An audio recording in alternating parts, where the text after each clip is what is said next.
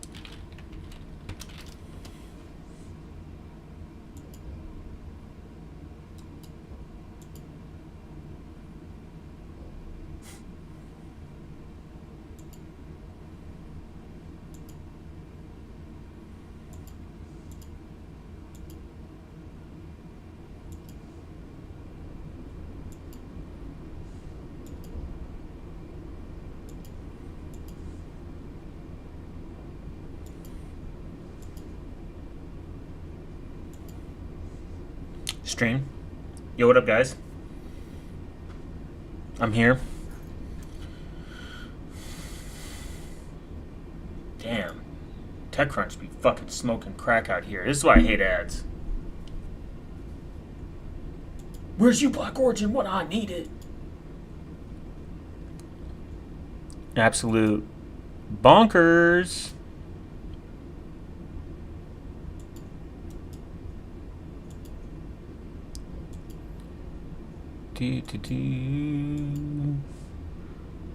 Where's you?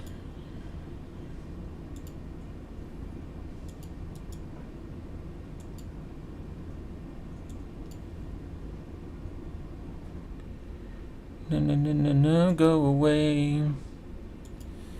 Mm-hmm.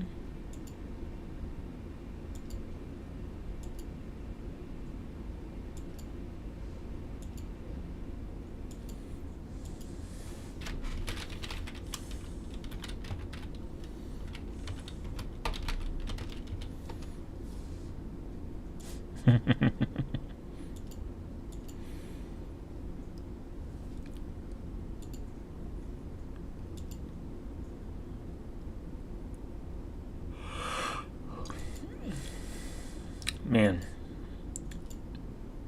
So we're going to talk about opsec failures. We're going to read some of the opsec, darknet market Bible, which is one of the highly regarded reads, the opsec manual. Obviously, we already learned about PGP, but that's PGP is one of the biggest ways to kind of confirm that you're only talking to someone, but it's one of the more preferred methods of encrypting. JavaScript is hated and unliked on the darknet market because, remember, compile. Oh yeah, that's true. I got to remember to compile that. JavaScript is hated on darknet market and most of the Tor websites and in general because it can be considered malicious. There are too many concerns with JavaScript. It is hated.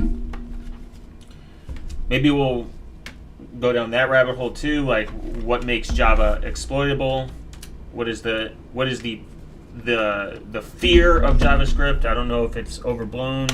It could be just overblown but we could be wrong. JavaScript could be awful. It probably is awful. I've read a lot of awful things about it. I've never heard anything good about JavaScript. You could start right now and you're not using it. If you're not using Nova, I am starting right now. I am going to compile my software On Gen 2, guys. I'm a Gen 2 user. I'm now elite programmer and Linux user.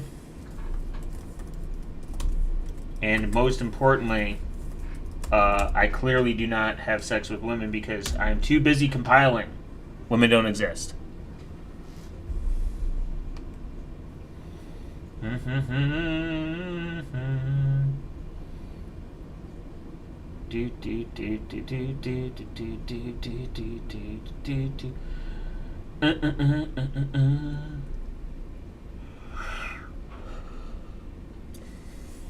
And we're going to get into it. We're going to look at some of the more famous and well-known cases. We're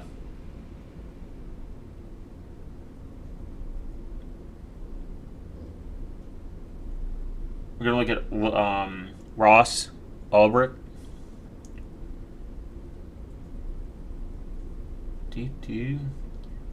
And just some other, like, well-known people that have made oopsies. I mean, if you remember Shia LaBeouf.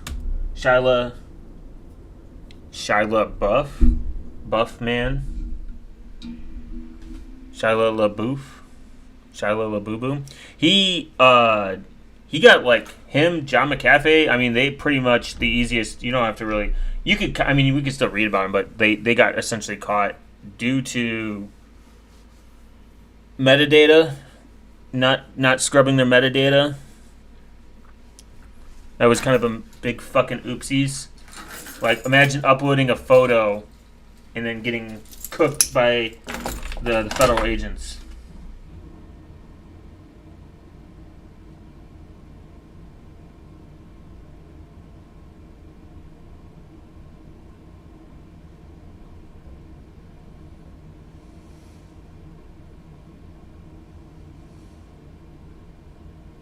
Damn. I got some dependency issues.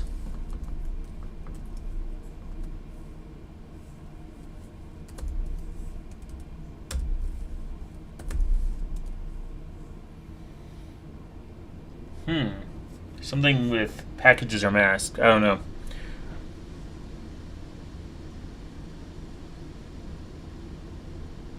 Some masked dependencies that are causing some issues. What up, Uncommon Sense?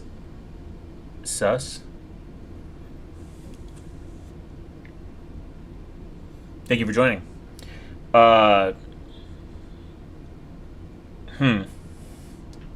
Wait. Maybe it's compiling? Okay, whatever. I'll figure it out.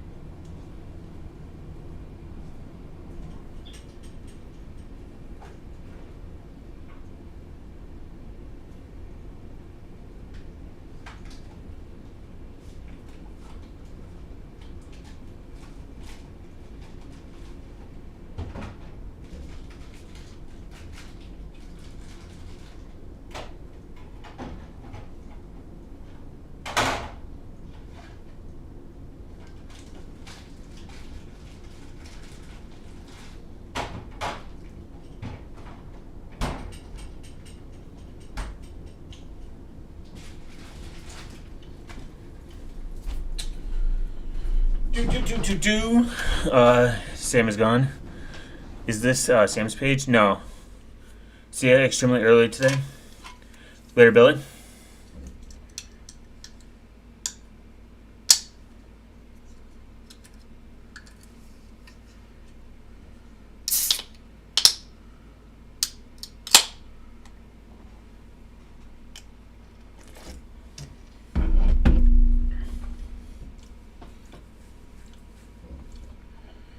Damn you, Python. Python's fucking something up.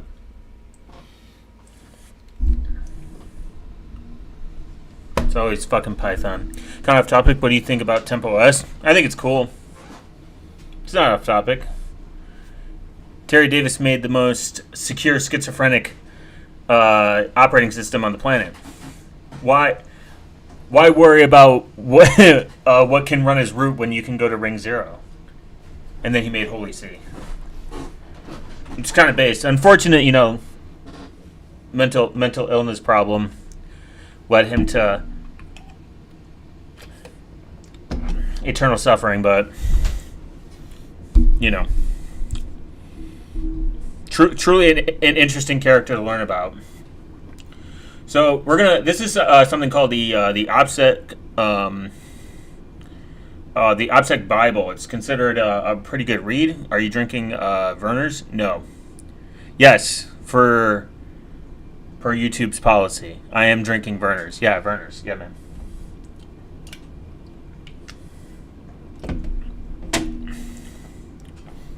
DDoS them. So, the opsec mistake template. Seriously? No. I'm kidding. I'm not drinking Werner's. I'm drinking beer. I'm having a good old Bud Light.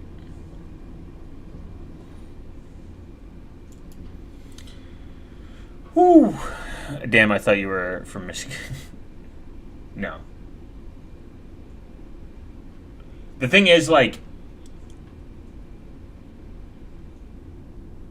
just become chronically online, and you realize I've noticed this about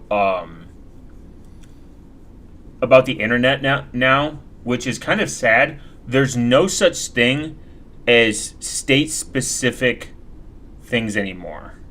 If you really think about it, you kind of have no more state-specific things. You can pretty much shop online, get anything you want.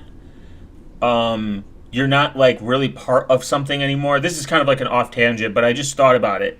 One day when I was just sitting by myself, I was like, dude, you really don't have identities anymore. You don't have, because of how intertwined the internet is and cross media stuff that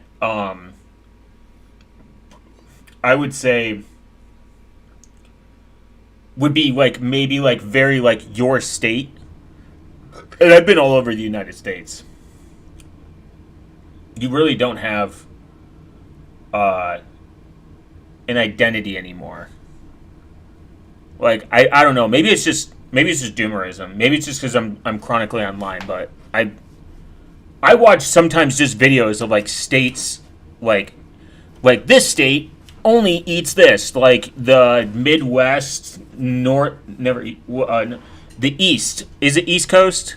I think they have Whataburger, that's common, and then West Coast has fucking Shake Shack or something. I don't know. I've just been everywhere long enough where I'm I know Werner's is a Midwest thing. I think it's just a Midwest thing. Let's see.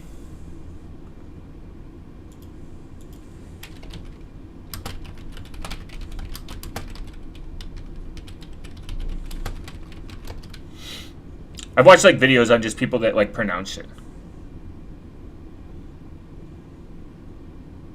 Oh, that makes sense. That's why it is.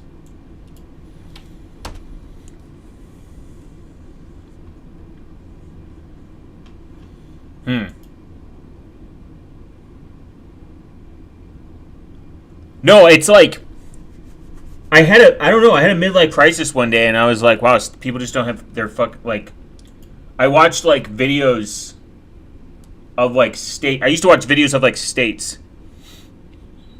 R.I.P. That sounds like actual hell. I've just watched videos of states of specific stuff they have to their state, and I'm like, wow, that really sucks, man. Because I don't think this is a thing anymore. I just don't think it's a thing anymore. I feel if I meet people, they know, it's not interesting to be around here we eat, fucking raccoon meat or some shit. This is if you're from Ohio, you're oh, I smoked crack today and ate beaver, some shit. I met people from Florida before, and they're like, they think like eating alligators. Like, I think they eat alligator down there. I don't know. That might just be That might just be crazy people that venture off into weird meats. I mean, there are people that eat bull testicle. The fact that there are humans out there that eat bull testicles, you're psychotic. Rocky Mountain oysters, fuck you. What even call it that? Why even call it Rocky Mountain oysters? Like, sometimes I'm like, I hate America. God, I hate you. You guys got to make up the dumbest words for stuff. And then I'm like, there's probably worse. Eat Snake, yeah. Snake, the guy from the one video game. Snake. Cool. You cannot be governing. You just didn't. I never ate a frog. French. I haven't either. I have not eaten a lot of exotic animals. I set up a million QMVMs on Debian to badly simulate Cube's experience. Cube's OS doesn't need that much RAM. You can do 8 gigs. I swear, I've done it. I'm like that. I'm actually got when people say negative things about cubes, I'm like, actually, I ran it on 6 gigs of RAM. That was okay. What about 24? 24 gigs is fine. I did it on 8 gigs of RAM for like ever before I went to 16. 16, by the way, it was single DIMM.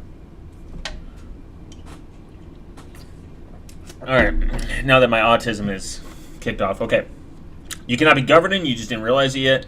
Yes, you become ungovernable if you have proper operational security. Everyone can have that. The OPSEC Bible is here to show you why and how you can achieve operational security from A to Z. Public use, you are under surveillance while using the internet. Transparent use, you know what software your software is doing.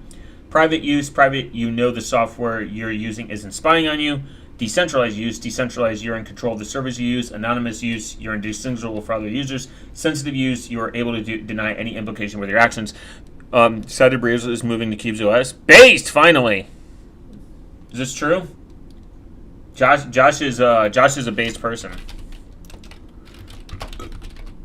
Tell him to not get a 2K resolution screen. If he comes across this, side of burritos, Josh, do not use. He mentioned it during his last video. Oh. Well, I should comment on it and be like, don't get a 2K resolution screen because it's not fun. It's not usable. This is more of a scaling issue. I fucked up, so it'll eventually will get fixed. There will be a pun intended resolution. There will be a fix for it at some point. He felt wrong using Mac OS, as you should. Mac OS is kind of garbage. But I'm going to be transparent. I don't think that it's...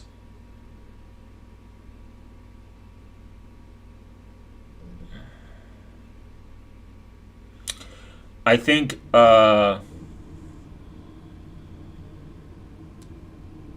they have a blog post? Okay. I thought this wasn't maintained anymore. It's better than Windows, but it's this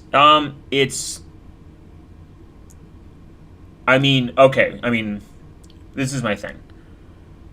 Mac OS is some advertisers say that they get less revenue and data from Mac OS. Apparently, from Apple, they lose chunks of revenue. So I wouldn't say it. They're probably lying about some privacy implication. The resolution is important on cubes to see the pubes in 4K. True, and it doesn't scale properly, so it will look off center. So it would be semi better in terms of, but again, Mac OS, Apple is hoarding all the data, so you don't know what the fuck they're gonna do with it. If they are, Q's typo. So you don't know what Apple is going to do with this data in the future. That's my main problem. That's my main concern. And you have to trust Apple to a higher degree. They're a black box, so it's kind of like this. You should treat, maybe from the public, Apple is being not sharing with the public, but you cannot trust that you know what the software is doing. CubeZilla and MVs, it doesn't matter. They're both fine. Actually, the most secure way to run CubeZOS is on a separate external SSD. That would be the optional. That would be the optimal way. So you know it's not interacting with the hardware. There are some constraints with that, but the most optimal way would be to actually run CubeZOS. Don't do no dual boot. No, you would, if you dual boot with Windows or anything else, you could fundamentally compromise Cube security. They even recommend never dual boot. There'd be no purpose in it.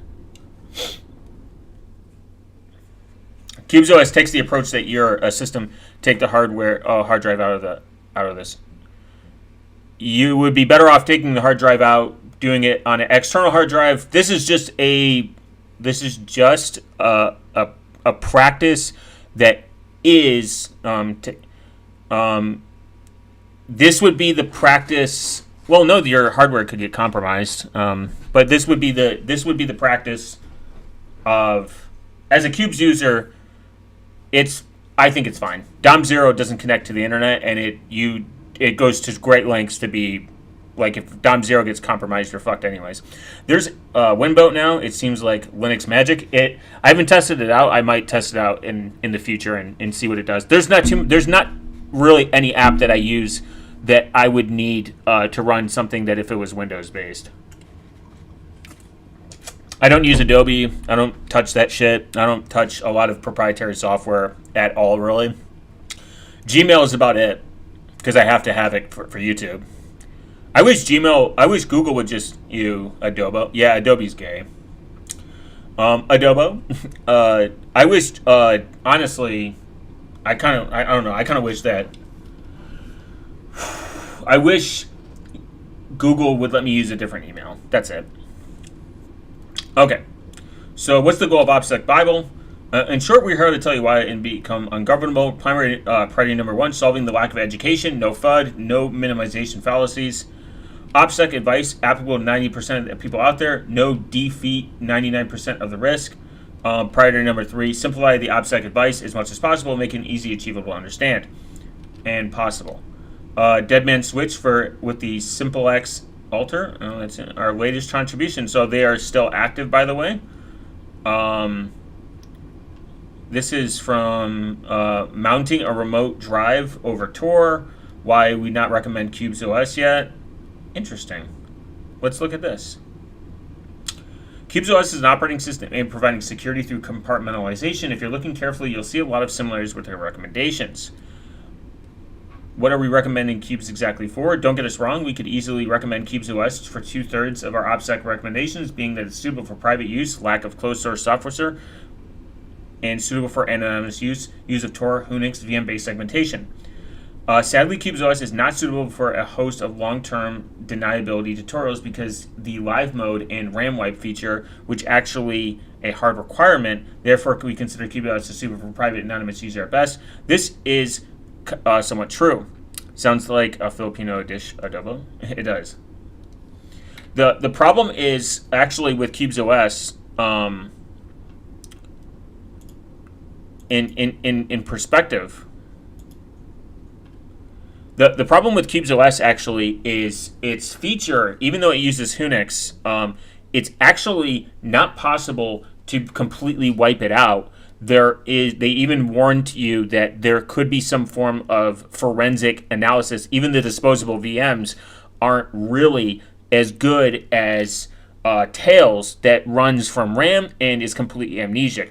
Now, if you want to be even more secure with Tails, you would run Tails in a PC that has no hard drive. You would run it completely away from any form of hardware. I think it is possible to run Tails OS via no hard drive because it writes everything to RAM. So something to think about. I'm pretty sure it is. So we're going to ask first a few questions, and then we're going to switch to like a story, and then come back to here and kind of like, jump back and forth. Bob wants to talk to Alice. He wants the conversation to remain private, so he closes the door. The door is closed. The conversation remains private between Alice and Bob. Jack can't spy on Bob and Alice's conversation because the door is closed. This is a very easy thing to understand. In short, privacy means that you are not under surveillance. In this example, Bob wants to talk to Alice privately. She shuts the door on prying eyes of Jack so he can't hear the conversation. What you're looking for is privacy. Always ask privacy from what? Privacy from who? In other words, why do I want to close the door or the curtain on? This is some easy way to actually debunk people that say I have nothing to hide. When you're having a conversation with someone, say like your parents are having a conversation about buying you a Christmas gift, you wouldn't want someone being there to, aka you, being there to hear this conversation so that you could spoil the gift.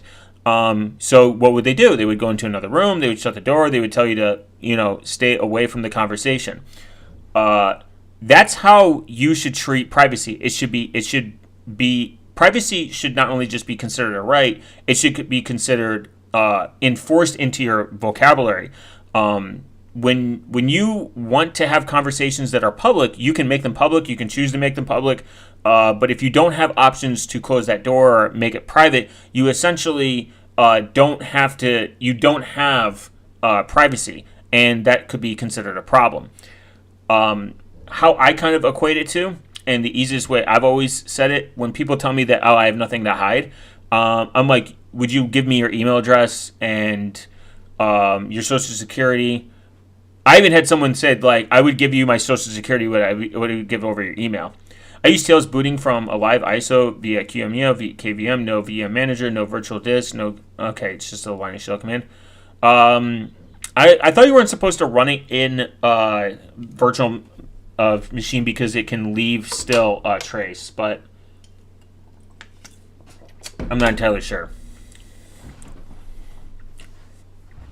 So the thing about privacy is when you start getting into conversations with people that say that they don't care, the only thing that you can really do to make sure that they understand that it does matter is tell them to leak their emails, leak their conversations to you, and then you can just check on them whenever you want with no repercussions. There's no group chats. There's no just open the air. Most people would say, they laugh and say yeah, but take them on their offer seriously, and no one will do it because they realize that sounds crazy, and you wouldn't want that. Or just like, hey, can I sit in between you and your kids' conversation while you're discussing personal or private matters? They're like, no, you're crazy. Well, then why would you want big tech companies to do it?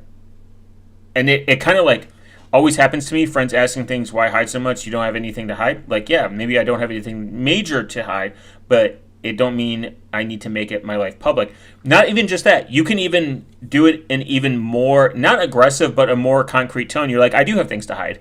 I don't want you to know my social security. I don't want you to be able to see conversations where people don't have the ability to consent to see, for you to see. Like, your friends wouldn't want to show their private conversations between A and B to their parents or your parents or XYZ. They would be like, no, can you not show that? And that's why people always say, like, hey, this stays between us. Because people, at a fundamental level, at a core level, people do care about privacy. It's just we've gotten into the habit of not caring about tech companies stealing our data and fucking selling it. If you went up to your friends and said, hey, I just sold your conversation to local law enforcement for no reason, or to Kmart or to Sears or Toys R Us or whatever the fuck else that's still around, to Macy's. I just sold all these things, all our conversations to these like big companies for like $500. Have a nice day. They would be upset. They'd be pissed, and because they would be so mad. Because you got the money and they didn't get really anything out of it because they know you, they can see you, they can talk to you, they can feel you, they can like see the outcome of it. It's essentially more personal, so they're going to be more mad. But when Facebook does it, they're like, I don't care.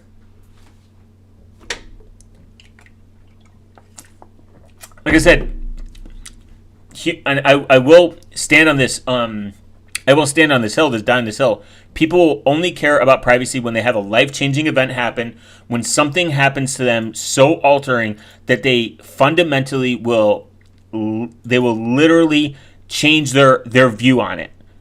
Humans need a life-changing event for it to happen. It doesn't have to be negative. It doesn't have to be positive. It doesn't have to be earth-shattering and debt crippling. It just has to be a life-changing event. I had a life-changing event. This is how I ended up Linux. This is why I'm here. I'm only here because of one bad incident I had with Windows. Not even kidding. One bad incident, and I ended up here. And I don't fucking really remember everything in between, but I remember the second I switched to Linux. And it was just a mixture of other things, and YouTube kind of radicalized me on the idea of free and open source software, and I ended up, and this is why I'm sitting here on the internet talking to a bunch of free and open source enjoyers. So like, imagine if you like went into your work and your work was like, hey, you remember that private conversation we had? The event is realized, yeah. Like, imagine if you're like, I think I'm all for wage transparency on every level, because I think it empowers the worker, and it's awesome. Pro freedom. Look at this fucking based Monero. Oh, nice. I can write blog posts for the OPSEC Bible.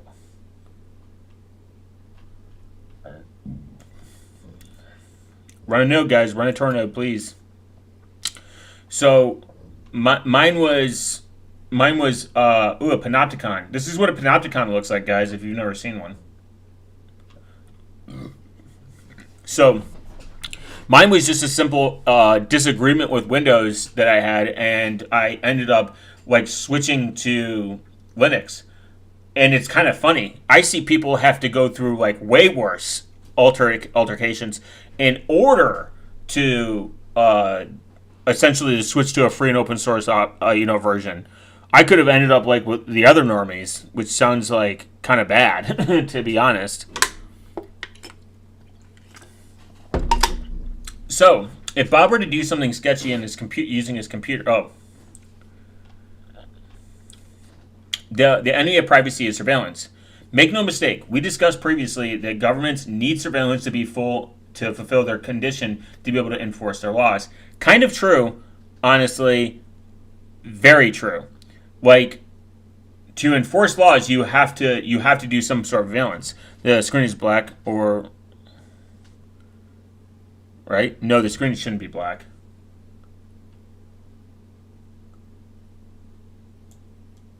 No. Or is something wrong? Maybe something wrong with your output? You should see text. I feel like I should just get my CDL because this stuff is commercial drive. I don't know how getting your commercial driver's license is the same. With the rabbit hole, but if you can, that'd be awesome. You make good money in it. I know that. The world will always need drivers until, it gets saturated.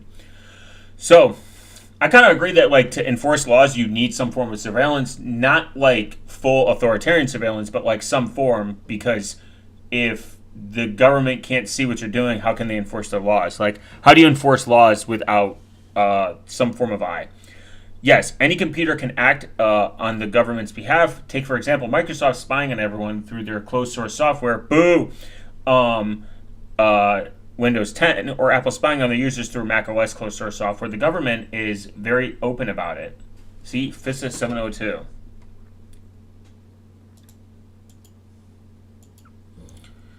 Ooh.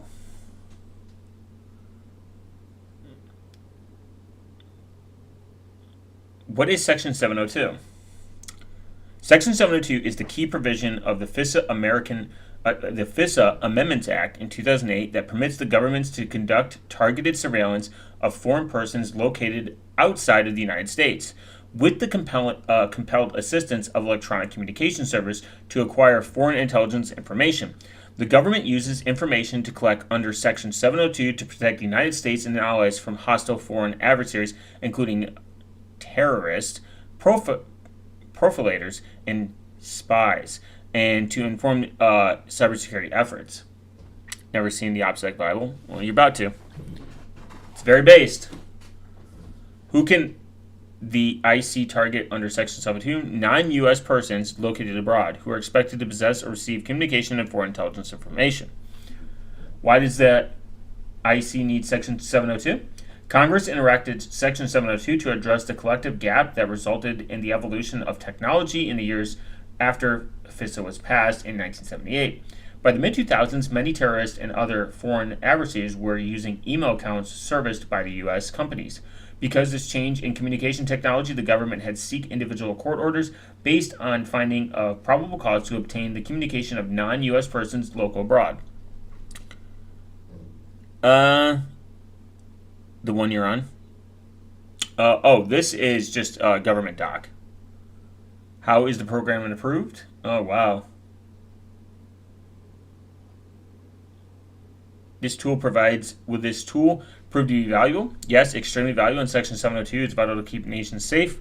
Provides intelligence activities. The page I'm on right now, yes, it is. So, is the OPSEC about a Dread post? Yeah, no, it's its own thing. It's probably been shared on Dread like a million times. I haven't used Dread in a couple months because I just have no use. The Taliban of. Oh, yes, this is the OPSEC Bible. So, analysts identify a sector such as email address or phone number cannot collect using keywords, e.g., that word or name. Non-USP located outside the U.S. Yes, has foreign intelligence such as information about terrorism or weapons profiling. Taking process for Section 02. Deny. Approve. Oversight. Upstream NSA only. Downstream all other agencies. All other agencies trained analysts review information. The respective access control database. Analysts search. Wow. Before the rising through the ranks became one of the point second-hand commands of the self-proclaimed Islamic State. Counterterrorism, cybersecurity, weapon proliferation, protecting U.S. forces. Oh, wow. Wow. Each agency's minimized procedures require that IC properly handles the protection of U.S. information found within Section 02 collective. Safeguards include access controlled, age of requirements, query research, dismantle restrictions, U.S. restrictions. How do I know the government follows these rules? That's funny. How do I know the government follows? The government doesn't follow the rules. Come on. Let's not be crazy. There are tons of cases where the government did not follow the rules. Let's not be insane. In this current world we live in, surveillance is nearly omnipresent, where the business involved, and especially close to our software, Steph was right. Bob, laptop. Microsoft spies on Bob through Windows. Google spies on Bob through Chrome. Bob's ISP sees that he connects to bigballs.com, nowhere.com. Admins see that Bob's home IP address slaps straight to bigballs.com.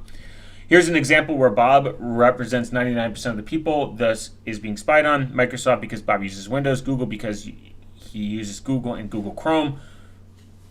Bob's ISP because he doesn't use a VPN nor Tor. If Bob were to do something sketchy using a computer, law enforcement would obtain all information they need to know where Bob did because he uses Windows. Boo! Google Chrome and a no VPN anonymization network. And it does not stop there. Even when law enforcement is not involved, politicians can also request and pay to get private user data at the discretion of large companies that specialize in infringing upon users' privacy for their own profit. See the Cambridge Analytica scandal. Your personal data is being sold by large corporations for their own profit. You consent and is no your consent is no concern of them. This is true. Ha, I'm Bob on steroids. The thing is, the rejection. So this is something that I need to make apparent. And if people come across this live stream, aka when it's a video, they need to understand the rejection of cookies. All these extensions that do these things, they do not have to follow order. All these data removal tools, they do not have to comply. There is no law in the United States that forces these people to comply, except maybe, and I haven't seen it tested. I have not seen it tested in court yet. Until I see it tested in court, until I see some legally binding contract, California's law, I think the Delete Me Act, is the only place that you get like, oh, if you're a resident of California, they have to delete your data. Until it is tested in court and tested in theory, I haven't seen it yet. Doesn't mean it doesn't exist. I don't think that we have any reasonable expectation of privacy that will be held up by the law.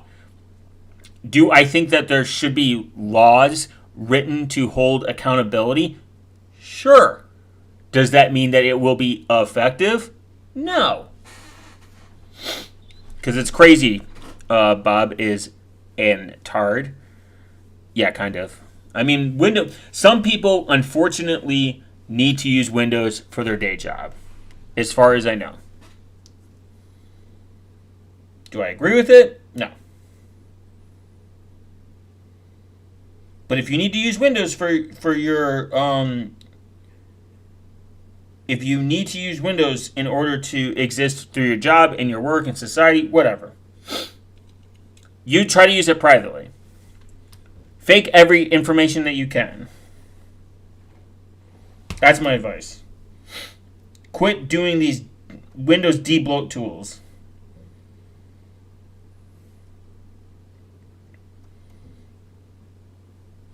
Guys, I've installed the 18th Windows debloat tool.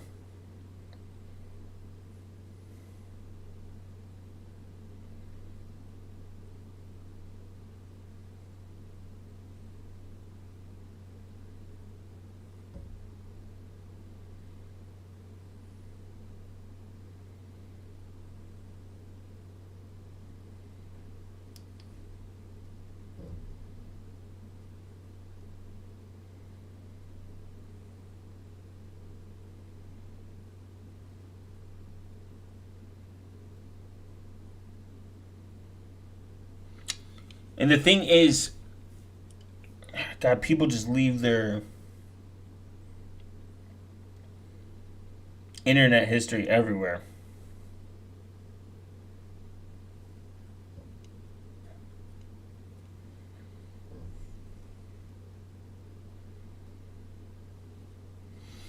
They leave like these crazy fucking like digital footprints and don't think about like if the repercussions maybe like 10 to 15 years. I mean, I might even have a repercussion of like fucking just doing YouTube. So, let's look at how one of our big boys, how the FBI caught the breacher forums admin. General Linux, like Mint, is not more secure than Windows. Privacy, on the other hand, otherwise focused Windows is basically spyware more day by day. Yeah, Linux is not more secure than Windows. Windows has better security. I hate to say it. I know we see like Linux, that we see like Windows security breach, Windows security this. It's got 80% user share. No shit. Linux has is Delete Me good? Fuck no. Waste of money. $120 a year. The only one that they even recommend by any consumer report or any report in general is easy opt-outs. I tested easy opt-outs. They give you, it's like $20 a year. I've tested a couple of them. Do it yourself. Honestly, if you don't have your information out there everywhere, you don't hand out your phone number every fucking day for every coupon, easy opt-outs. Do it yourself in between. They give you like four reports a year. Like they do a report once a quarter, and they don't spam. A lot of these data removal tools, they just fucking spam, and they could just be handing your data over on shit that they didn't even realize. They didn't even realize that they had. Like they're like, oh, we didn't have this, but now we do. Loser. There's no point in them. They're a waste of money. And even I turned my phone off. Yeah, so yeah, you're good. I mean, your address might be public. Your phone number still might be public. Just fake your information. Here's how you solve this. Fake your information, and then go a step further. Get it removed. Get it removed. Fake your information. Linus Torvald, I watched the video he did, and he kind of said something that's smart. He says, because he's a very public figure, it's not super important that like his privacy is being invaded. And he's kind of right. He's like it's hard to remain private when you're such as a big figure than him. He's like, I just throw information at the wind to make me look so uninteresting. I do things to make me look like I'm from XYZ. You know what I mean? Unless it's legally required, there's no point in you giving out your real information. It's pointless. Truly. So that's my general advice to people that want to go through all these convoluted, insane things. You can make a lot of mistakes, and we're about to read where the mistakes happen.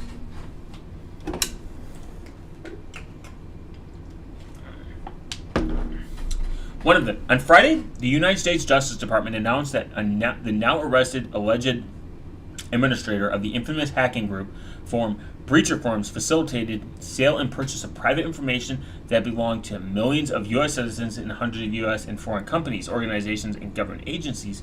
In the statement, prosecutor confirmed the arrest of Connor Fitzpatrick, 20 years old, a.k.a. Pom Pom Purin, of Peekskill, New York. Fitzpatrick is charged with one count of conspiracy to commit access device fraud and subject a maximum of 5 years in prison if convicted. In order to prove the Breacher Forms facilitated the sales or purchase of stolen or hacked data, FBI uncovered agents' purchase of 5 sets of data, one of data stolen from an unnamed U.S. internet hosting and security service company, which contained names, addresses, phone numbers, usernames, passwords, hashes, and email addresses for approximately 8,000 customers, as well as paid card information of 2,000, pretty much 1,900 customers. Another data set stolen from the unarmed U.S.-based investment company containing at least 5 million email addresses, one containing the private information of a large number of U.S. persons, including full names, email addresses, phone numbers, home address, birthdays, social security numbers, driver's license numbers, bank names, routing numbers, and account numbers. Another form from the seller, which contained private information from bank account information around 15 million people. Breach Form admin got caught by Gmail. He reached out to another, oh man, you ruined it, you spoiled it. He reached out to another admin with his real name about data dump, and he couldn't find himself. But thought his Gmail should be there. Yeah, it was retarded. Feds collected several pieces of evidence that nabbed Pom Pom Purin. First, they got the IP address that Pom Pom used to access Raid Forms, the predecessor of Breach Forms, which was seized by the FBI in 2020. 9 of those IP addresses were associated with Fitzpatrick, according to his internet service provider Verizon. As FBI Special Agent John Longmire wrote in his affidavit dated March 15, 2 days before Fitzpatrick's arrest, in speculative snafu on the hacker's part, Longmire wrote the second piece of evidence came from Pom Pom Purin himself. In a chat with the Raid Form admin, Pom Pom Pern said he noticed that the data breach posted on the site did not include one of my old emails, which he looked up on the legitimate data breach notification site haven't been pwned. Even though Pom Pom Pern said that I don't want to share my actual email for obvious reasons, but this email seemed to have the same case as mine. Connor Fitzpatrick02 at gmail.com. What a fucking retard. The agent wrote that the affidavit that the email address was indeed Pom Pom Pern because the FBI obtained records from Google, by the way, showing that Fitzpatrick registered that address months before the chat. The alleged hacker also had a Google Pay account linked to both that email address as well as the new one, Corn Fitzpatrick 2002 gmail.com, both linked to a number owned by Fitzpatrick according to the affidavit. What a fucking retard. Making millions of dollars probably, could have gotten away with it if he had better operational security and he read the opsec Bible and listened to me rant into the fucking distance. Never use Gmail. Never use your email with your first and last name. Never use a real email. Never use an email that you've actually touched on any site. Make a new email with not your first and last name. What a fucking absolute goober. Furthermore, the agent wrote that he obtained more records from Google, by the way, which showed Connor Fitzpatrick 2002 Gmail had recovery email address funmc59tm at gmail.com, linked to an IP address registered with someone with the last name Fitzpatrick and a different phone number, which agents they believed to belong to Fitzpatrick's father. My man had his name, surname, and birth year in the Gmail. For real, dude, that's some boomer shit right there. For real. Add yourself to the Disrupt 2006. Okay. Disrupt my balls. Then, according to the affidavit, Pom Pom Pern used several VPNs to connect to his Gmail account, some of which overlapped with his activity elsewhere on the internet. The agent also said that the FBI obtained records from cryptocurrency exchange Purse.io. The company's records revealed that 4 of the IP address used to connect to the exchange were also used in connection to the Connor Fitzpatrick 2002 Gmail account and Pom Pom Pern's Raid Forms account. Moreover, the Purse.io account was registered with a name Connor Fitzpatrick and the email address Connor Fitzpatrick. Oh my god, man. What a fucking goober. Those 4 IP addresses, according to the agent, were owned by a VPN provider, which Pom Pom Pern also used to connect to the Corn Fitzpatrick user. Another VPN IP address was also used to log into a Zoom account under the name Pom Pom Pern, associated with a Rise Up. A Rise Up email address also used to register his Raid Forms account, according to the affidavit. Records from the Purse.io also show that Fitzpatrick's account purchased several items and shipped them to his address with his phone number Feds had already established was his. Also, 7 out of the 9 IP addresses connected to the Purse.io were also used to connect to Pom Pom Pern's account on Raidform. And finally, Purse.io account was funded exclusively by a Bitcoin address that was Pom Pom Pern had discussed in his post on Raidforms. Why would you discuss your fucking Bitcoin address? The evidence does not stop there. In the database Raidform from activity, the feds saw that Pom Pom Pern accessed his account from an IP address registered to Fitzpatrick's father at the same time.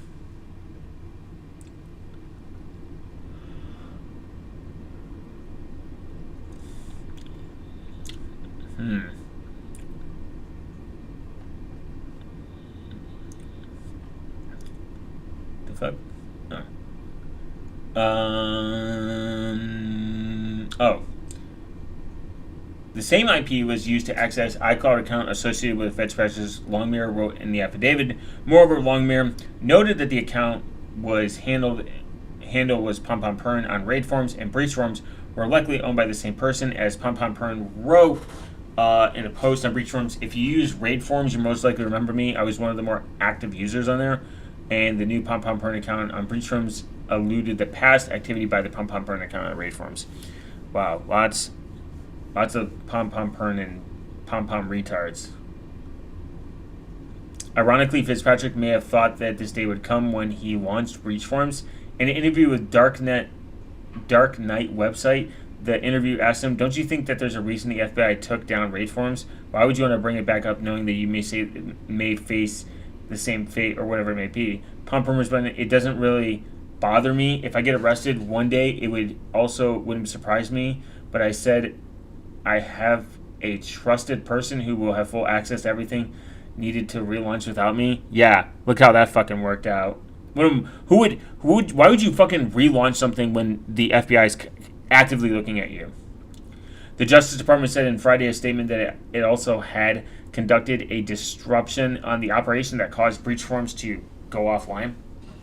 When research for comment, DOJ spokesperson Josh, whatever the fuck that last name is, declined to elaborate. At the time of publication, breach forms was inaccessible, displaying an error saying "bad gateway," but the domain still appeared in the control of the site's current administrator.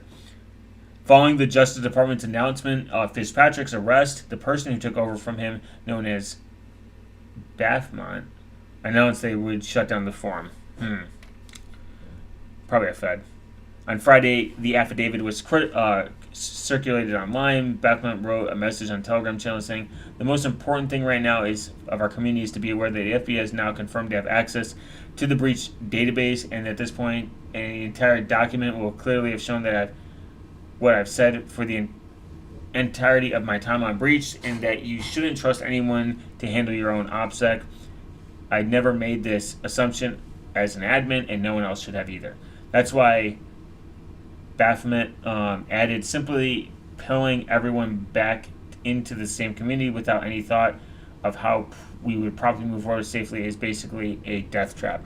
True. Anytime you're on these forum sites or whatever, for whether you're there for legal or illegal reasons or however you want to operate, you essentially don't want to go back when one is taken down by the government, aka the FBI, because essentially you are entrusting that these fuckers will not come out of their way to completely screw you, arrest you, or ruin your day, which you really don't want that done. And here's the thing: there's nothing illegal about going to a site. Well, let me rephrase that. There's nothing illegal about being on any of these sites, in a sense, as long as you live in a free country or a free society, I'm hoping. Because I don't think looking at stuff like that or being aware of it should be illegal. But if you do, you want to make sure that your OPSEC is tight as balls. Because they're going to be like, "Well, why were you on this site?" And you don't want that knock at your door, especially when illegal stuff happened.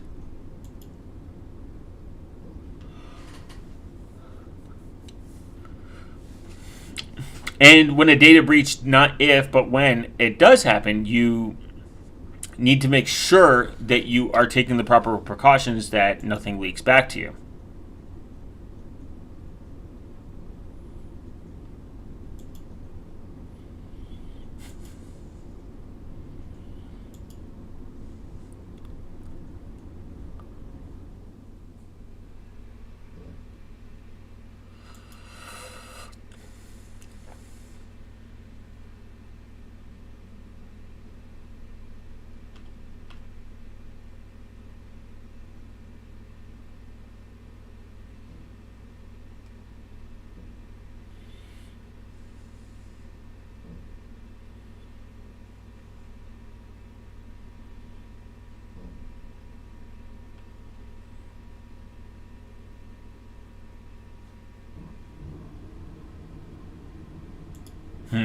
Yeah. Don't ever cook yourself like that.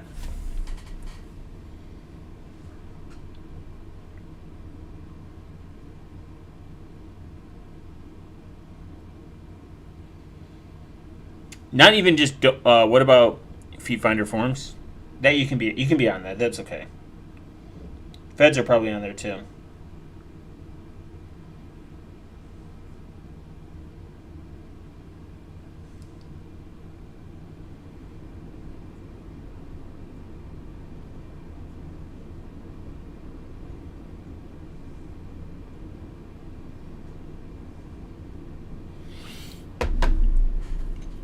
I need to go get some water quote. Need like 10.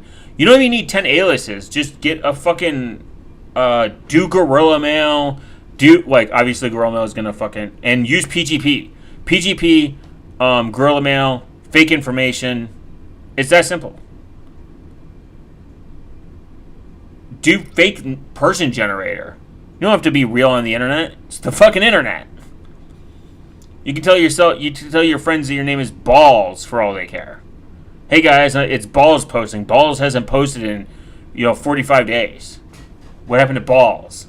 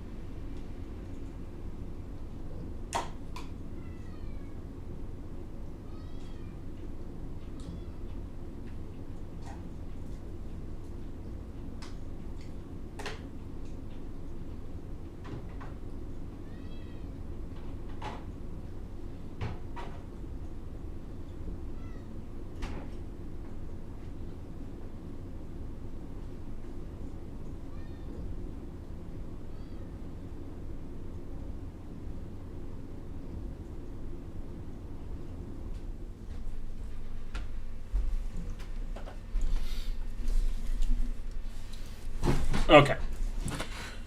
Out and try to pick one that has a lot of noise. Yeah. Like, guys, I'm Bruce Willis. Who cares? Who cares if you're not Bruce Willis? And if someone believes you're Bruce Willis on fucking darknetfeetfinder.com, they're retarded. It might be. You actually might be.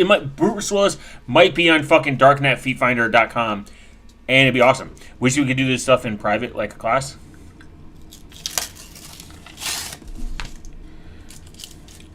You can probably pay people to teach you how to do this shit.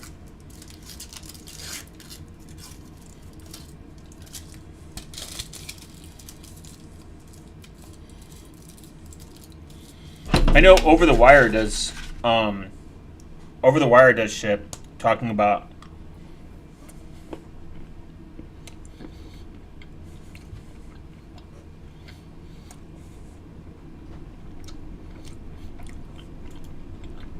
something.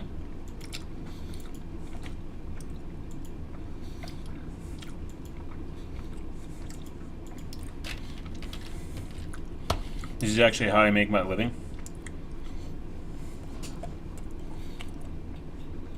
You charge people so they don't find out. They go to feetfinderdarknet.com. Based.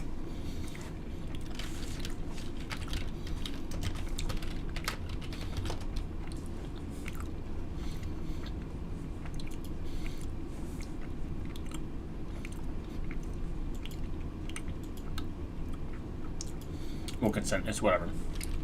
We're going to look at some key points. And these key points are important. Don't use a real email. If that's what they need help with. I hope so. You have a lot of clients that has ever been attached to you.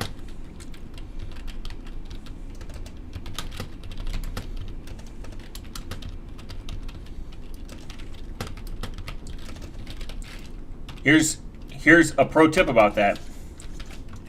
A company will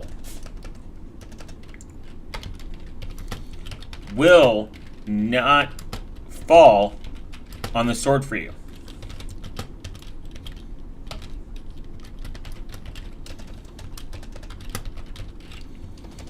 They will comply with the government. Well, they will comply with law enforcement. Every time, they will comply with law enforcement. Drill this into your head. Your $5 VPN is not going to protect you. Do not use a real email address. Do fake information. Make up a name. This equals a very important part.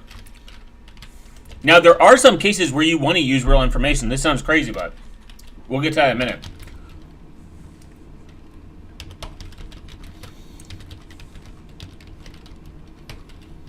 You need plausible deniability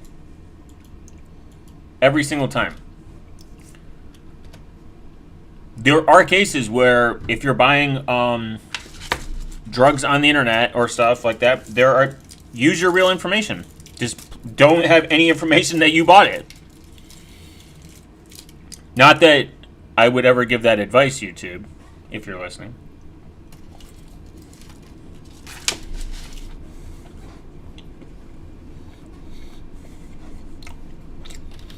Do use PGP.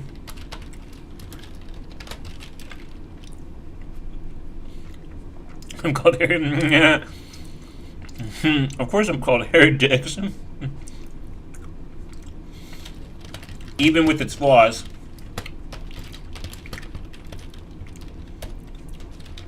Don't use closed source software.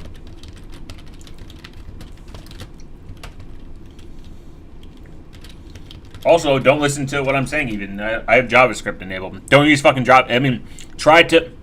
I think the majority of darknet sites don't use JavaScript. Don't install all these extensions. Don't sit there and fucking go out of your way. Don't actually go out of your way to maximize extensions on what it's going to do, because it's not I just use the command line.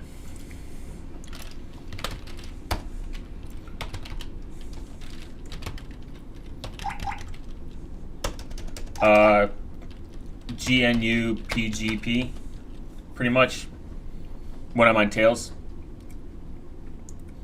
I think it's the GNU Privacy Guard, whatever it's called. And then on other, it depends what operating system I'm on, but mainly PGP, the GNU Privacy Guard. Learn how PGP works. It's fine. If my video wasn't enough, then it's okay. And I'm gonna again be charitable.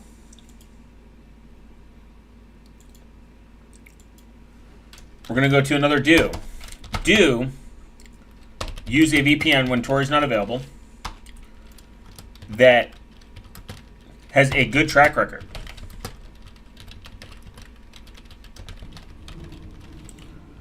And accepts Monero or cache. Or at worst,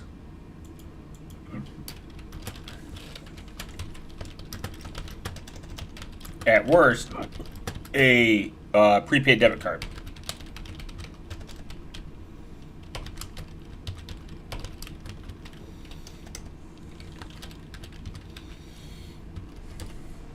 It's important that you can get these prepaid debit cards like privately as possible. If you can't, don't use it. Remember, here's another pro tip. This is a pro tip moment. Can I do a soundbite for that?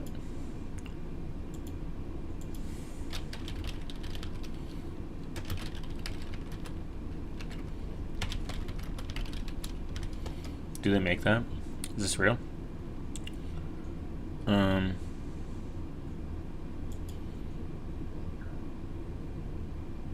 Is this funny? No, it's not really that funny. Let's just do a sound horn. I always wanted to get a Steam Deck or like one of those deck things. Pro tip moment. Pro tip moment. Pro tip moment.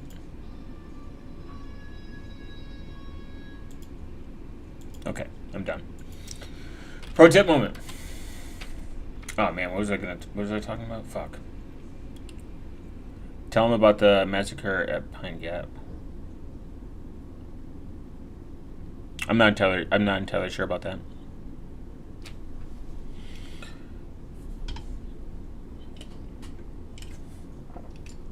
Oh, law enforcement will lie to you.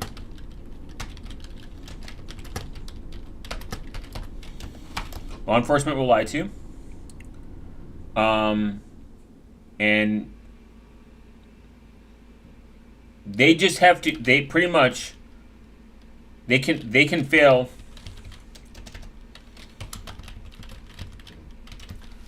One million times. You can only fail once.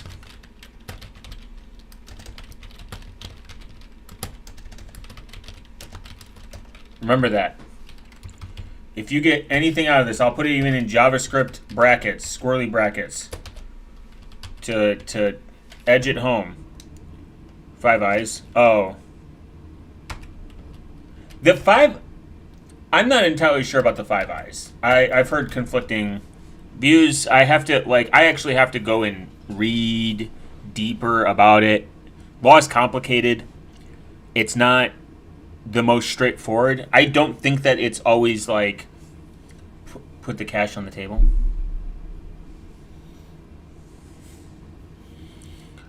I would have to actually deeply look into the Five Eyes thing, but I'll check it out. If I don't get EP, we'll definitely look at some, like, the problem is law is written in a way that it's supposed to be, it can be interpreted. So I could interpret it one way and it doesn't fucking even matter.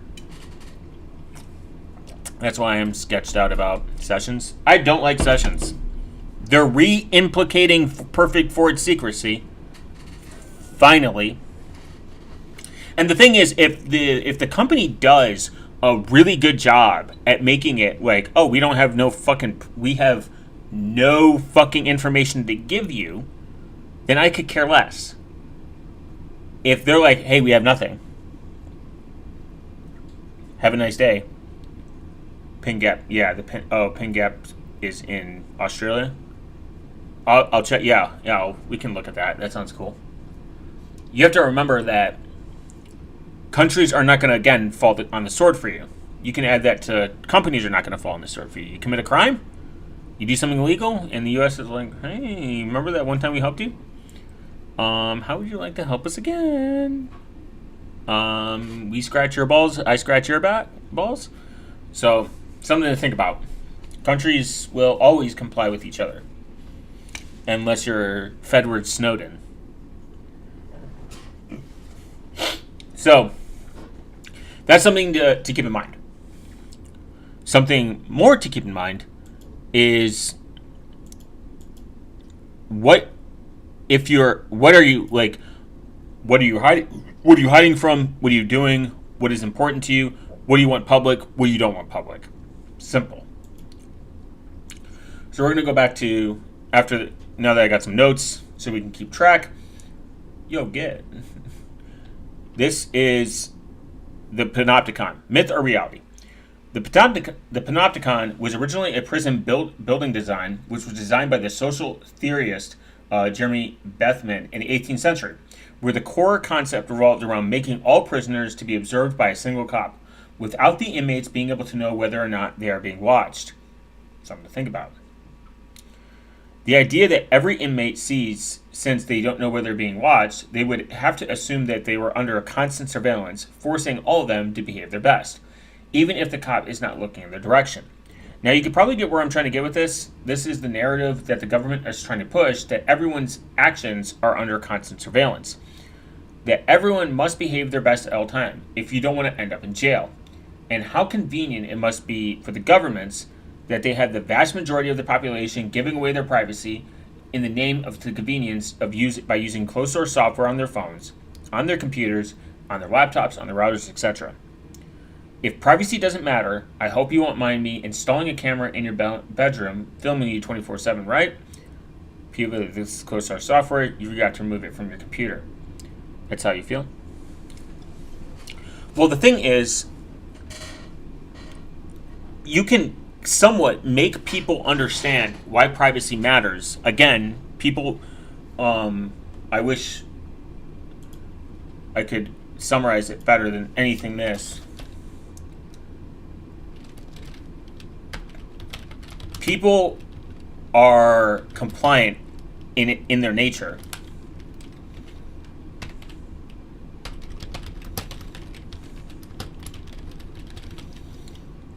People need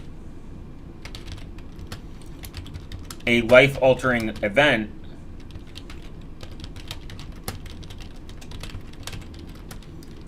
to change their perspective.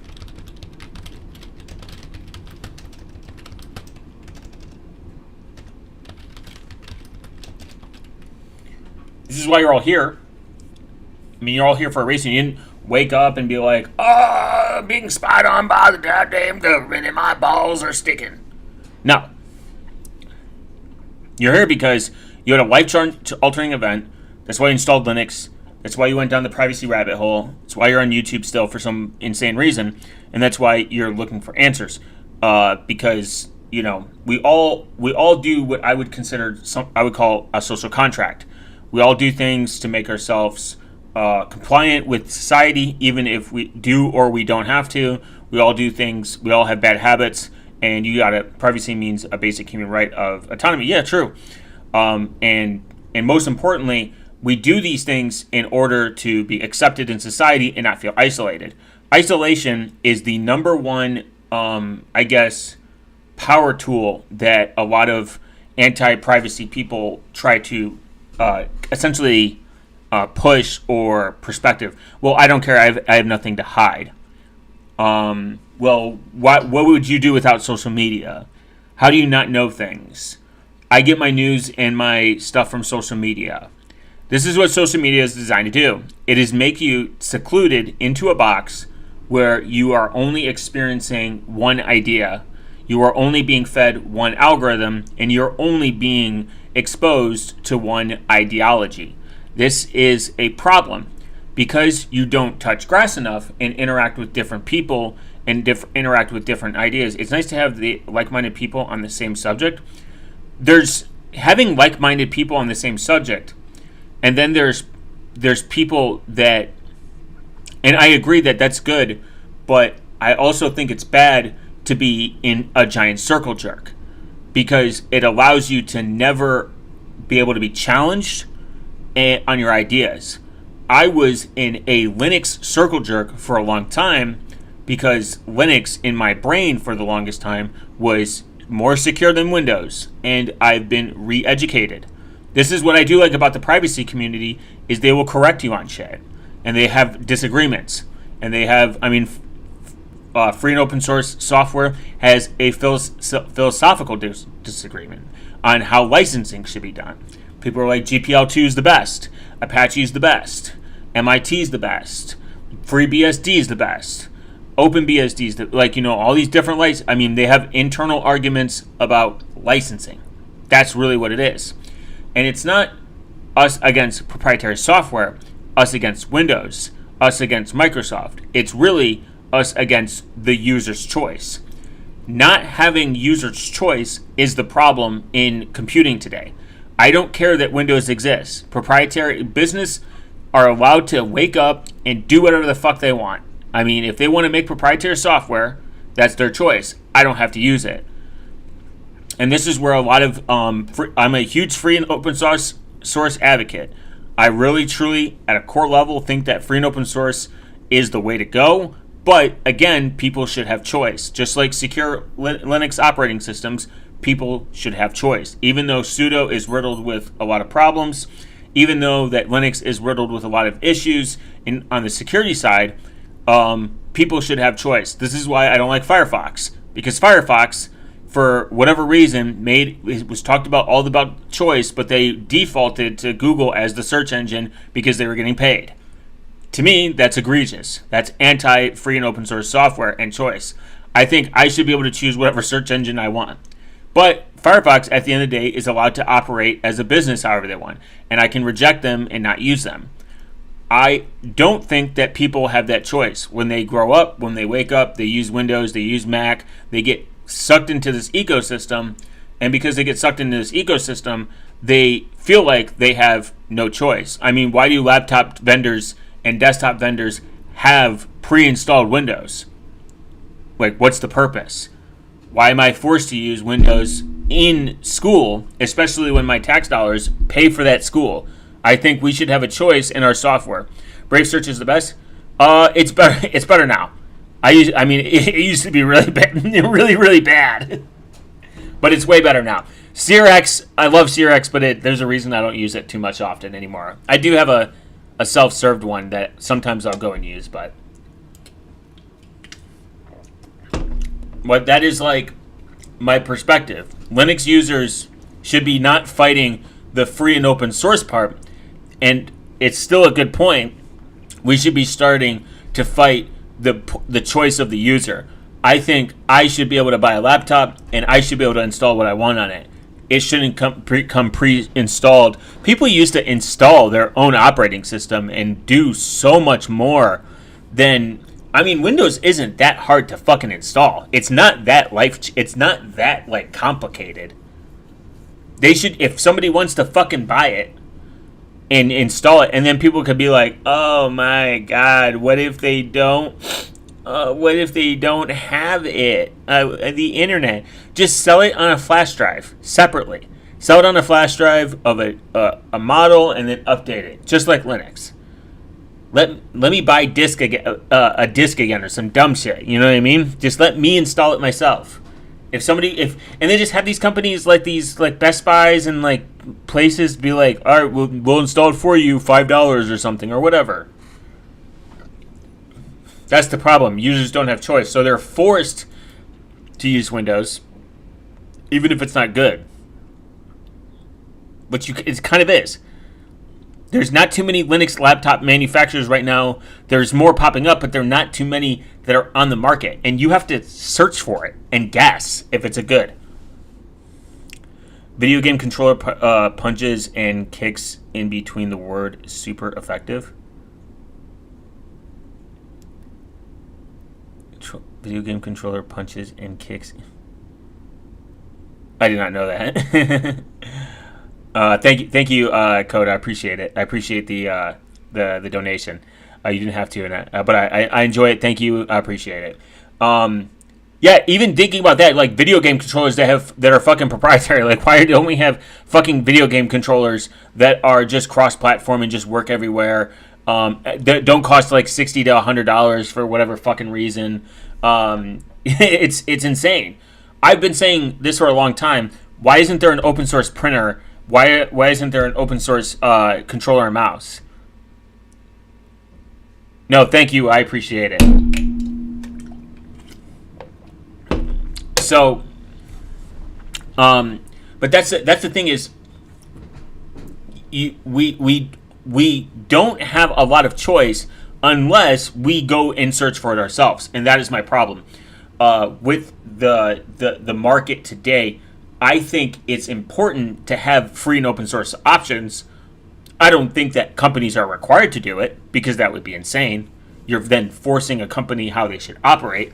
But one hill I guess I will die on is I think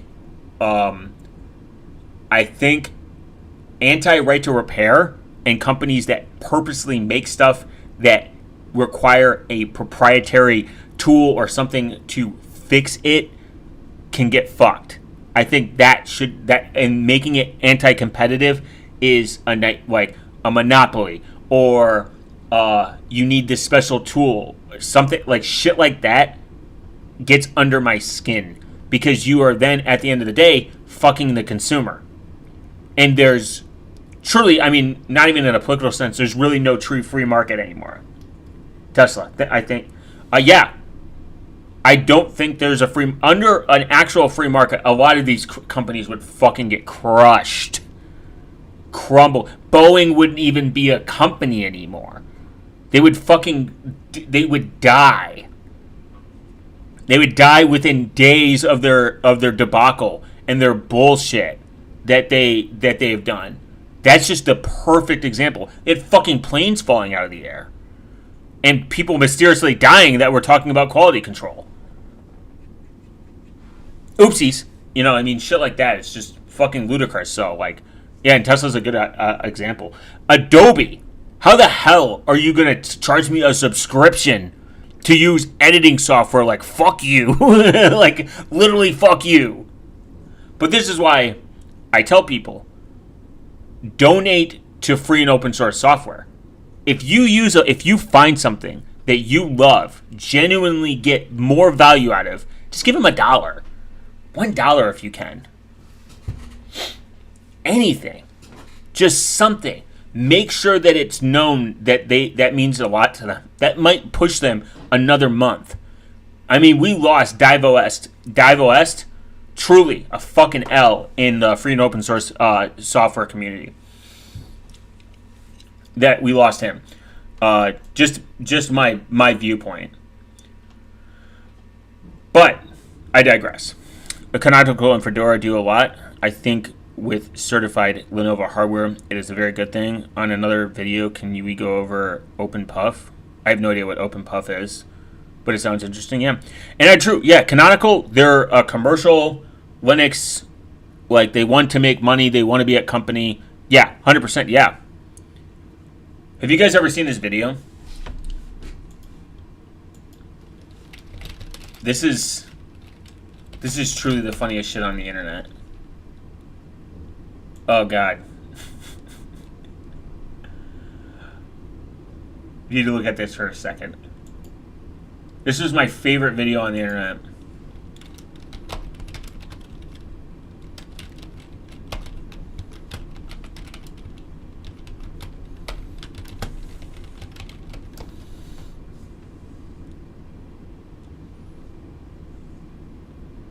It's only 5 minutes. This is the funniest thing on the internet. We need it. This is like the funniest Linux thing ever. God damn these ads. Windows 10 has been kind of bad for me since I upgraded. Wow, that was 10 years ago.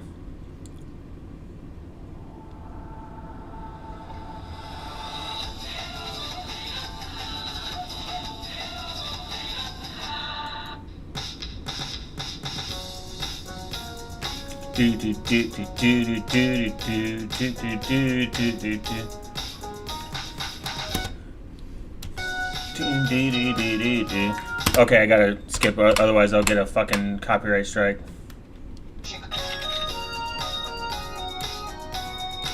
Come on, hurry. That's what she called. She thought her laptop was coming with Windows. Instead, she got that thing. What do you think about Cockpilot to manage VMs and servers and containers? I mean, AI is just a tool. If like Ansible is like script writing, Ansible is script writing, and it's like automation. Automation is fine. Automation is fine, and AI has a place. It's just not. It shouldn't be replacing good critical information. Pronunciation was the least of her problems.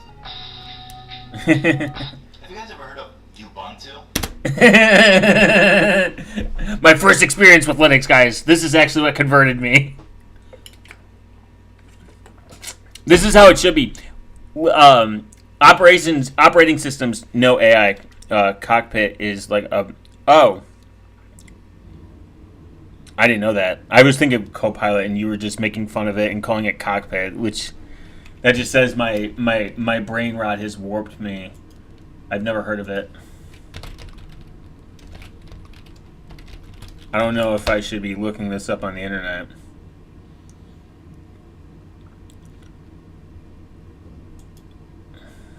Oh, system APIs? Interesting.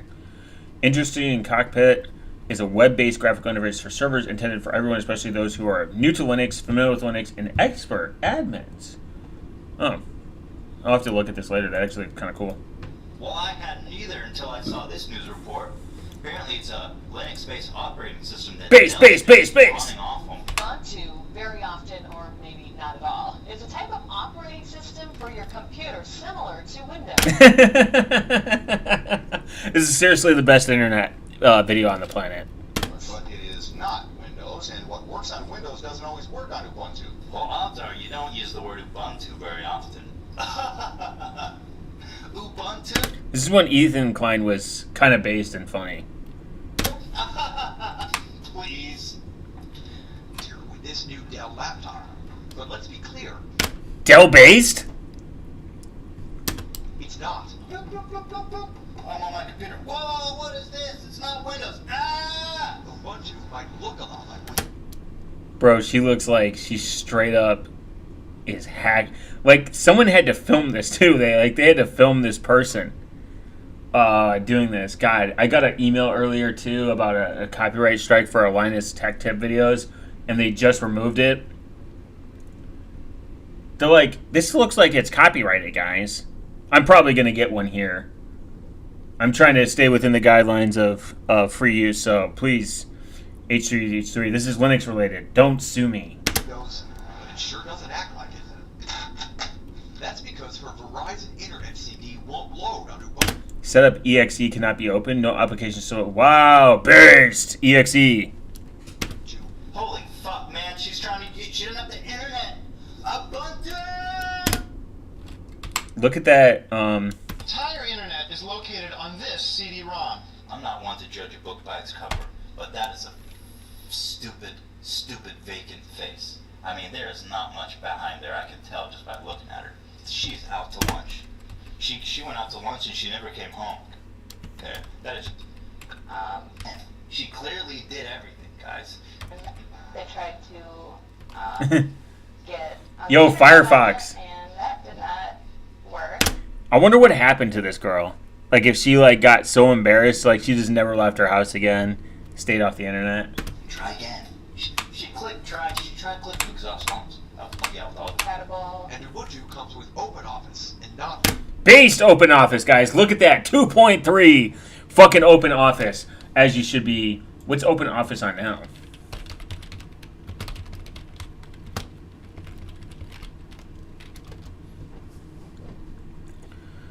Was open. What version are they on?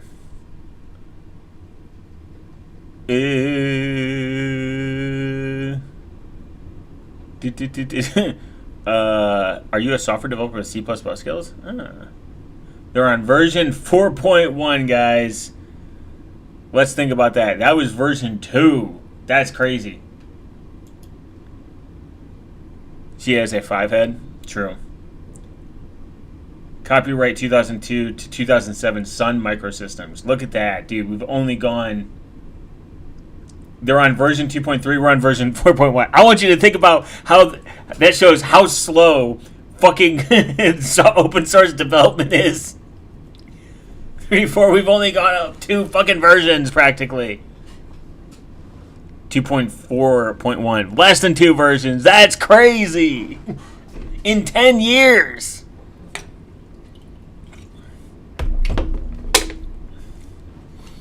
But base, no hate towards open office. Word. By the time she found all this out, Dell said it was too late to go back to Windows. That's crazy. Dell said you can't go back to Windows. That's got to be a lie. That has to be the biggest... That's because her Verizon Internet CD won't load on Ubuntu. Dude, just go into the fucking set. She should have pulled open the. This was a learning opportunity. She should just go into the terminal, the place that people are allergic to, and learn how to set up the network via CLI. And the internet is simple to install. Go back to MATC. Extremely frustrated. I need a computer to be able to do that. You know that, man. Enter your colleges, dude, fucking just on this shit. Give it to me. Told her what they had first before she called 27 News and we were able to help her. We're still waiting to hear from Dell. Well, that was I can help you. You don't need to call the news. we're able to help her. We're still waiting to hear from Dell to what they had to say about this, but we are going to be able to help Abby get back to school. Great, he's helping her get back. I said no problem. She can enroll in any of their classes with what she's already got installed on her machine. Then I called Verizon about that CD that wasn't working.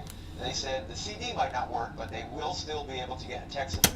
They had to send out a tech support crew to fucking figure out. You're telling me not one person at Verizon didn't have one that one Linux user that everyone's like, Hey, by the way, I heard you use Linux. Crazy. support crew to her house so she can start using the internet with her current machine, Ubuntu. Well, of course, that was. You know, it'd be kind of funny if she became like a lifelong Linux user after that. Like she got radicalized with the free and open source. But that's kind of crazy that she like called the news and they're like, Oh, the internet. What are you, fucking brain dead? And I was like, no. me talking to myself. That's kind of funny. Like, imagine calling the news and being like, "Hey, by the way, I have this thing called Ubuntu in, guys.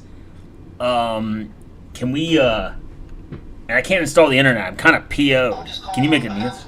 Stupid young woman, completely vacant, brain dead in the W head. video. And the Thank you. Yeah, it is a W video. hopes of me getting in her panties because I'm 30 years old and I've never had sex, and my father got me this job in broadcasting. It's the only thing I can do is bargain to try to get some pussy because I'm just complete fucking wet towel. I mean, Pronunciation, you might have to work on it. But at least she can get back to school and start doing what she wants to do with it. Is it Ubuntu or Ubuntu? I think Ubuntu is like an African word, right? If I'm not mistaken, it has a meaning. And they pick animals. But now that you guys seen the funniest video on the internet about Linux, let's go back. We can exit out of that, free up some RAM. Okay, why is privacy important? Ask yourself the simple question: who should be aware of what I do? Let's take the most common example you encounter. Should a company such as Microsoft be able to spy on you what I do with my computer? No, they shouldn't. They shouldn't be able to go see me go to feetfinder.com.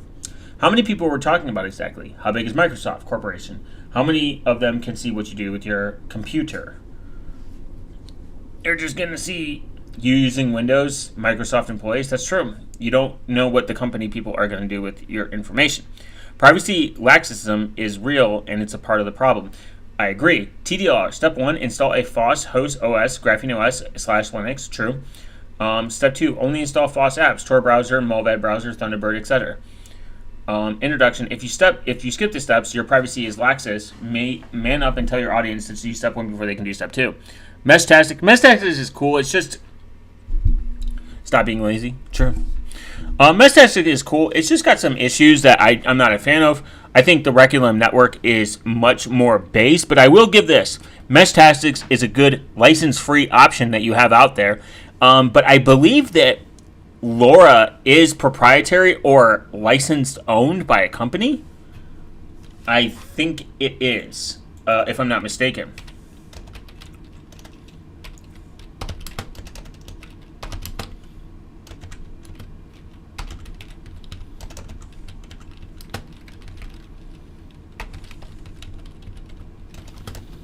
I think someone owns LoRa.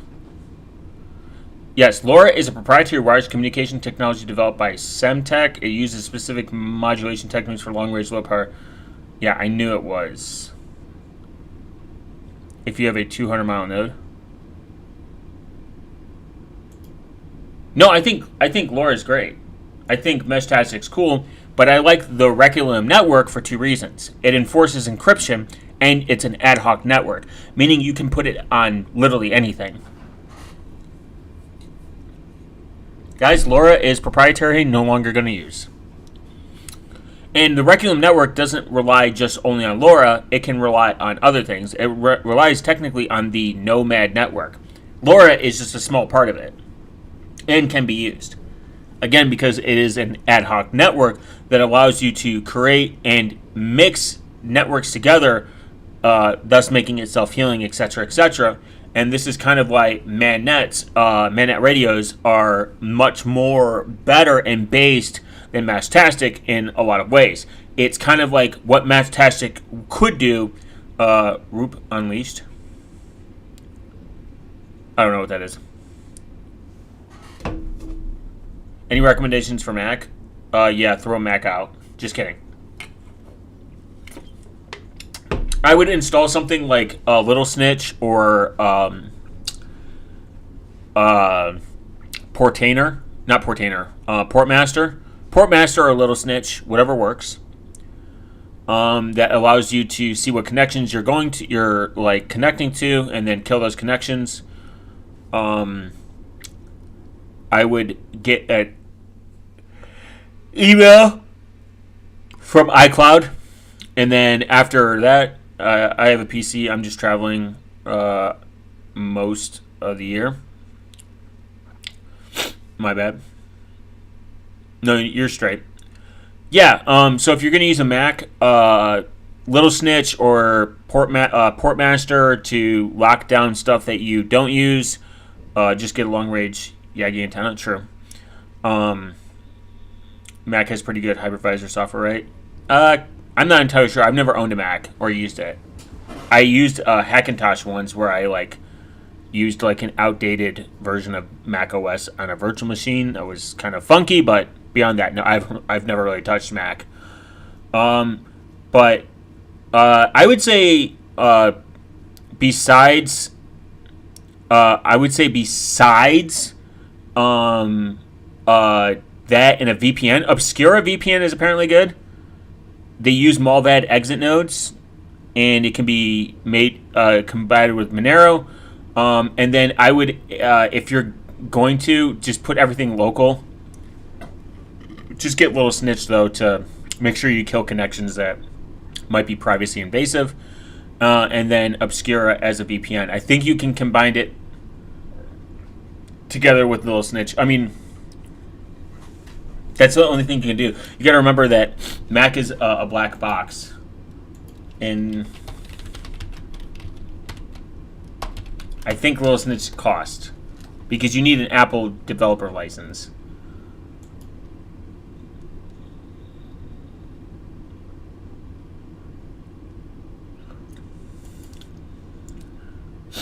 Shows you, yeah. Okay, so a single license, 60 euros.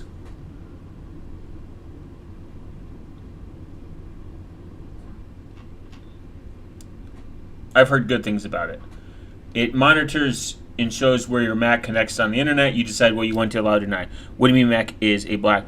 It's a black box because it's a black box because they're proprietary. Proprietary software means that it is a black box. You can't look inside it.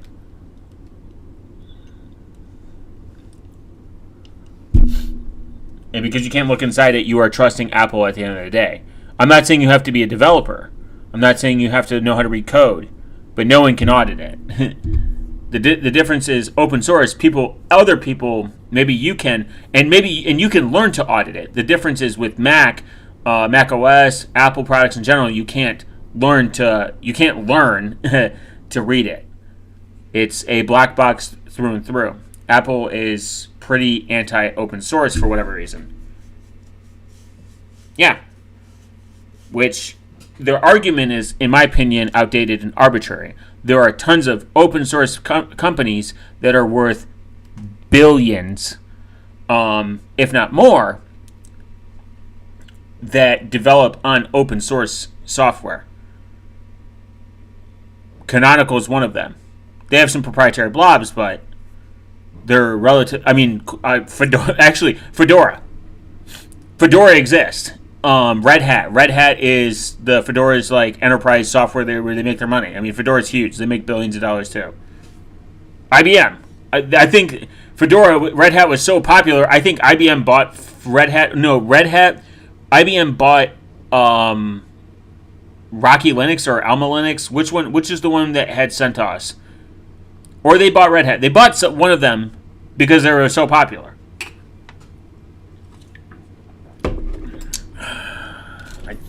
But they killed CentOS like a bunch of cucks. Then that's where Rocky Linux came from. Who bought CentOS? I think it was IBM buy Red Hat.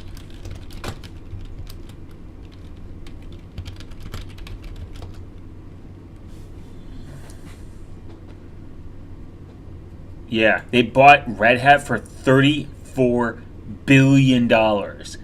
With a B. That's crazy. Joining forces with IBM gives Red Hat the opportunity to bring more open source innovation, even in a broad range of organizations.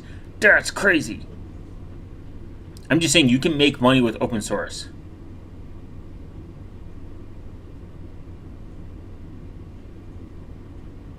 in its biggest deal ever. That says a lot.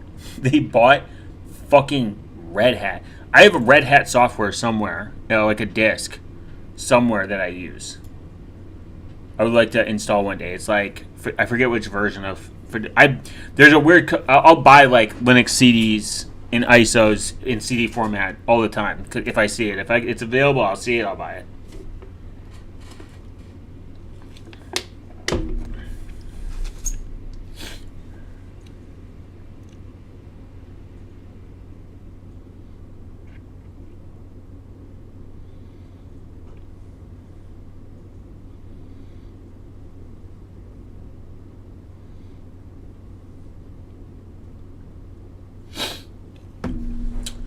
Introduction. When it comes to privacy laxism, the worst enemy, privacy requires your full attention and deserves every effort as you can put into it. Yet some people, even who claim to sell or promote privacy, show laxist behavior can have serious negative consequences, as you already know. Your privacy is valuable, and corporations, states, and even individuals are constantly trying to undermine it for commercial gain or control. Achieving privacy is like waging war against multiple enemies, and you can't afford to add laxism to the list. It's already a difficult battle, and today we'll talk about privacy, laxism, and its impacts. Why privacy is important. There's a detailed blog post on our site that covers this topic in depth, but I'd like to give you a quick summary. Privacy essential means not being under surveillance. In other words, the ability to act freely without sharing your actions with any other group or individual. This is one of the benefits of privacy, is you're allowed to act how you see fit without the consequences of society. You know, even though we live in a social contract kind of society where people do things because they want to feel accepted, they want to feel involved, and it's again not against the social order or social contract. Essentially, you quite literally will act in a certain way in front of people in order to again feel accepted, etc. This is AKA I have Facebook, I have Instagram, what is your TikTok, what is this? This is no different than people exchanging emails 20 to 30 years ago. So that's something to keep in mind, that was kind of normal. Though email can be, in a sense, more private because doesn't have to be public facing, and you can use something like PGP to encrypt your email, or if you have Proton to Proton or 2 to Nota to Nota, you can have options for privacy. In most social media cases, you cannot. Big Brother is watching you. What it means to be a privacy laxist. Doing half the work. Being privacy laxist means you're doing half the work. Someone who promotes privacy and tries to achieve it but only set up surface level measures without addressing the deeper fundamental ones is a privacy laxist, and here's a quick example. You want communicated privately and you decide to use Simple X. Good choice. That's your surface measure, but you use it on a Windows powered computer, which voids your attempt to achieving privacy. Windows is the tool that Microsoft, by extension the US government, uses to spy on almost everyone in the world. That's being lazy. Windows is not private at all, so using Simple X on it is useless. Truly to maintain your privacy, you should be using a Linux powered computer. That's your root measure. It depends. It depends what you use your PC for. I think that people should, again, have choice and what they see fit. Here's the point. You cannot achieve privacy if you're using closed source software. I don't know. I don't agree with that. I have a disagreement with this because it doesn't necessarily mean, just because you have something proprietary, doesn't necessarily mean you need to sell their data. You know what I mean? You can have both. I'm not saying you can't have both, because that would be a ludicrous. You could just have both. It's not that it's impossible to have both proprietary software and not selling that. You could just charge for the access to proprietary software and take that money and buy everything and be functional without having to sell user data and compromise your morals. You just might want to protect maybe the intellectual property of said private XYZ app or closed source software. And you don't want people to steal it and use it or ruin your reputation, etc. So that's just like my perspective. Is I'm trying to be like a devil's advocate or in the middle kind of thought process. Again, I think people should be able to choose if they want to use proprietary software or not. I just don't like proprietary software for a lot of reasons. But that doesn't mean that everyone needs to have the same reason or do it the same way I do.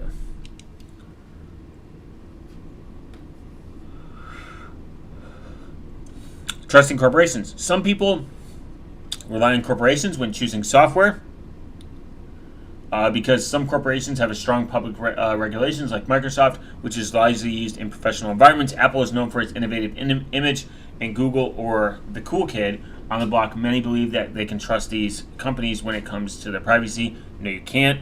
I agree. You cannot. I agree. You can't. You can't trust them. I mean,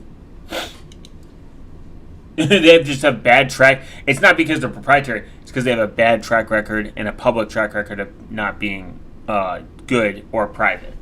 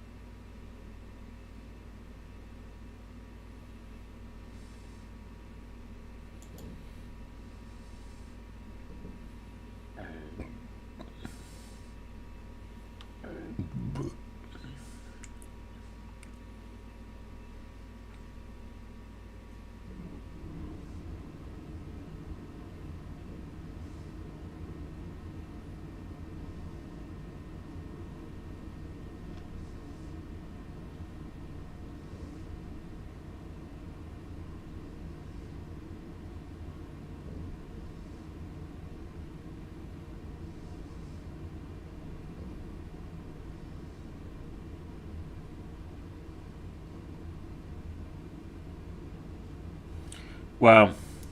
Really gay. I was reading something. Yeah, anyone who wants to use X's new chat app, they probably shouldn't. I wouldn't recommend it. Just use Signal. Session at the bottom, but there. I mean, it's getting perfect forward secrecy, so it's kind of better. They just need to drop the Loki net and the fucking Oxen token bullshit. Move on. That's it. Oxen token and Loki net. Just drop it. Move on. Just incorporate Monero to pay your node operators and move, like, just fucking do something better. Accept donations. That's my only advice. I'm just some random guy on the internet, though.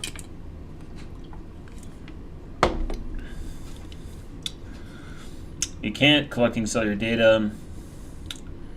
When your computer, there are multiple layers to it to make it simple. We have three main layers: the hardware, your laptop, your Pixel phone, the host operating system, the applications you use. The main problem now is these so-called privacy influencers, which they'll cover at the end of the blog post, are unwilling to go all the way for privacy. You often see they're willing to switch to some apps to their false alternatives, but they'll entirely skip the host OS replacement part. Yeah, they'll fucking use like Windows or some shit. In opsec, there's an order of things we do, like an alphabet. You start with A and end with Z. You do not start the alphabet with B. You start it with A. If you see a privacy influencer right now and they tell you to start using false apps before even replacing the OS, then they are a privacy laxist. I think you should honestly start with the OS and then move to apps. because OSs you can always go back to. Apps is a little bit more complicated to switch between. Step 3, the applications that you use, the host operating system, the hardware. Your phone, your desktop, computer, your laptop. Linux, Kick Secure, Graphene OS, Malvad browser, LibreOffice, etc. You need to understand that in the order of privacy, you need to address all the layers of the device. Privacy is binary. It's either 1 or 0, and on all layers, either privacy is addressed on all layers, maybe it's achievable, otherwise you will remain 0, non-existent. All it takes is to tolerate the presence of one closed source software and your privacy is ruined. This is kind of true. But again, it's your threat model. It depends what you want to achieve.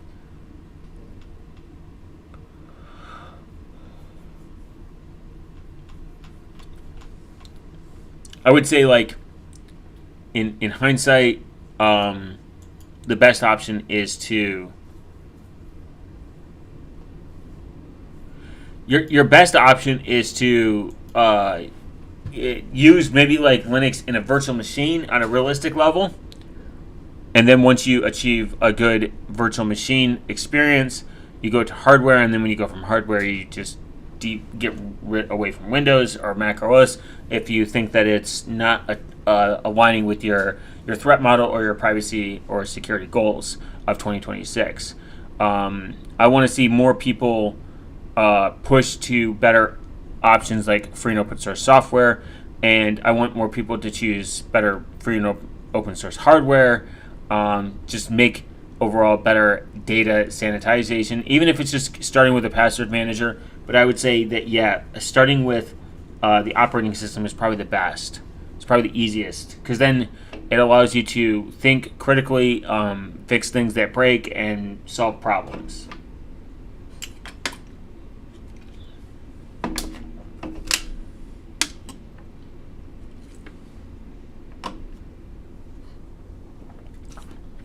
And that's my perspective.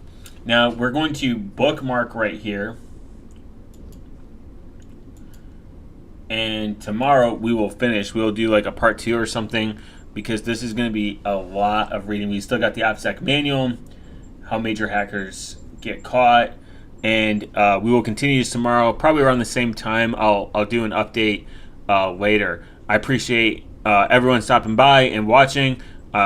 Definitely, we're going to learn much more tomorrow as well. So tune in for the next episode of, Dragon Ball Z, but much cooler. Make sure to go into the comment section and tell YouTube I'm still relevant, and what is your favorite topping on ice cream. And most importantly, don't forget to do a backflip on